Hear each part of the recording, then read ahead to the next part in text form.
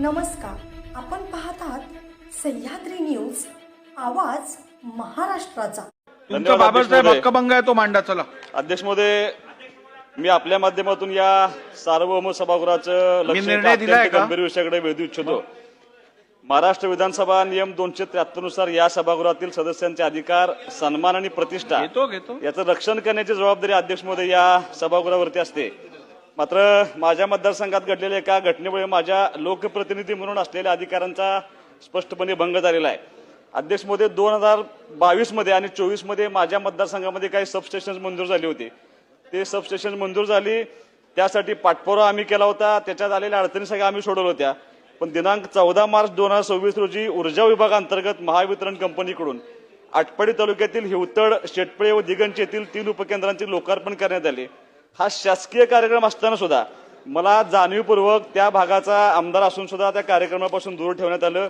या कार्यक्रमाच्या नियोजनामध्ये अध्यक्ष महोदय, एमएससीबीच्या होल्डिंग कंपनीच्या संचालिका, या विटा विभागाचे कार्यकारी अभियंता श्री विनायक दाते, आटपाडी विभागाचे उपकार्यकारी अभियंता श्री राजेश दावरे, सहाय्यक अभियंता श्री द्वारकेश बाबर, श्री महबूब हुबाले यांनी सहभाग घेतला होता। अध्यक्ष महोदय, माझी तुम्हाला विनंती एवढीच आहे की त्या उद्घाटनाला मला बोलवलं नाही म्हणून फार मी इगोइस्टिक माणूस नाहीये, मी त्या ठिकाणी काम करणारा कार्यकर्ता आहे।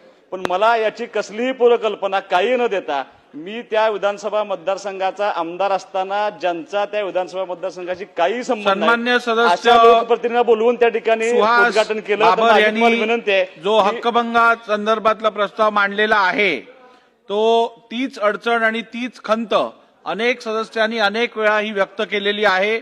ज्या मतदारसंघातील स्थानिक आमदार असेल त्या स्थानिक आमदारांना सन्मानपूर्वक आमंत्रण देऊन त्या कार्यक्रमासाठी बोलवणं हे क्रमप्राप्त आहे। या संदर्भात आपला प्रोटोकॉल पण आपण या संदर्भात आचारसंहिता अधिकाऱ्यांना कळवलेली होती। तसं असतानाही जर का त्याचं उल्लंघन करून त्यांना कुठच्याही कार्यक्रमासाठी त्यांच्या मतदारसंघात आमंत्रित केलं गेलं नसेल तर ही बाब खेदजनकच नव्हे तर उदाहरणात्मक या संदर्भात कारवाई करणं आवश्यक आहे असं मला वाटतं। आणि म्हणून तुम्ही मांडलेल्या हक्कभंग संदर्भातली माहिती ताबडतोब मागवण्यात येईल आणि त्यानंतर योग्य कारवाई केली जाईल।